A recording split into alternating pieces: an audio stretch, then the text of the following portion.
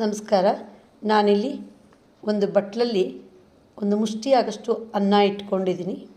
ಆರೋಗ್ಯ ದೃಷ್ಟಿ ಇಟ್ಕೊಂಡೇ ಈ ಹೆಪ್ಪನ್ನು ಮಾಡ್ತಿದ್ರು. ಯಾರಿಗೆ ಅನಾರೋಗ್ಯ ಕಾಡ್ತಿರ್ತಿತ್ತೋ ಅಂಥವರಿಗೆ ಹೆಪ್ಪನ್ನು ಮಾಡಿ ತಿನ್ನಿ ಹೋಗುತ್ತೆ ಅಂತಿದ್ರು. ಒಂದು ಬಟ್ಲಲ್ಲಿ ರಾತ್ರಿ ಅನ್ನ ಇಟ್ಕೊಂಡಿದ್ದೀನಿ. ಅದಕ್ಕೆ 1 ಲೋಟದಷ್ಟು ಹಾಲು ಬೆಚ್ಚಗೆ ಮಾಡಿ ಹಾಕಿದ್ದೀನಿ.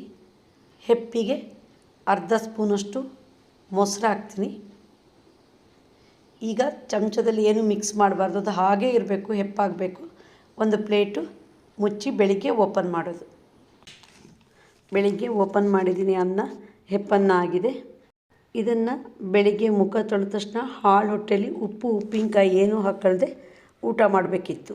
ಇದು ರುಚಿಯೂ ಇರ್ತಿತ್ತು, ತುಂಬ ಆರೋಗ್ಯಕ್ಕೂ ಸಹ ತುಂಬ ಒಳ್ಳೆಯದು. ಯಾರು ನಿಶಕ್ತಿ, ಸಂಕಟ, ಸುಸ್ತು, ತಲೆನೋವು ಅಂತಿದ್ರು, ಸಣ್ಣವರಿಂದ ಹಿಡಿದು ದೊಡ್ಡವರವರೆಗೂ ಸಹಿತ ಈ ಹೆಪ್ಪನ್ನು ಮಾಡಿ ಊಟ ಮಾಡಿ ಅಂತಿದ್ರು. ಆರೋಗ್ಯಕ್ಕೆ ಸಹಿತ ಇದು ಒಳ್ಳೆಯದಾಗ್ತಿತ್ತು.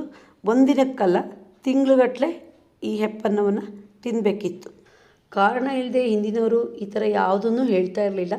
ಅವರಿಗೆ ಇದ್ರ ಗುಟ್ಟೇನೋ ಗೊತ್ತಿರ್ತಿತ್ತು. ಹಾಗೆ ಅನ್ನಕ್ಕೆ ಮೊಸರು ಮತ್ತು ಹಾಲು ಕಲಿಸ್ಕೊಂಡು ಊಟ ಮಾಡೋದಕ್ಕೂ ಈ ಹೆಪ್ಪನ್ನಕ್ಕೂ ಬಹಳ ವ್ಯತ್ಯಾಸ ಇದೆ. ನಾನು ತುಂಬ ಸರಿ ಈ ಹೆಪ್ಪನ್ನು ಉಂಡಿದ್ದೀನಿ. ಈ ಹೆಪ್ಪನ್ನವನ್ನು ನಿಮ್ಮ ಮಕ್ಕಳಿಗೂ ಸಹ ಮಾಡಿಕೊಡಿ, ಬಹಳ ಒಳ್ಳೆಯದು. ನಿಮಗೆ ಈ ವಿಡಿಯೋ ಇಷ್ಟ ಆದರೆ ಲೈಕ್ ಮಾಡಿ, ಶೇರ್ ಮಾಡಿ, ಸಬ್ಸ್ಕ್ರೈಬ್ ಮಾಡಿ. ಧನ್ಯವಾದಗಳು.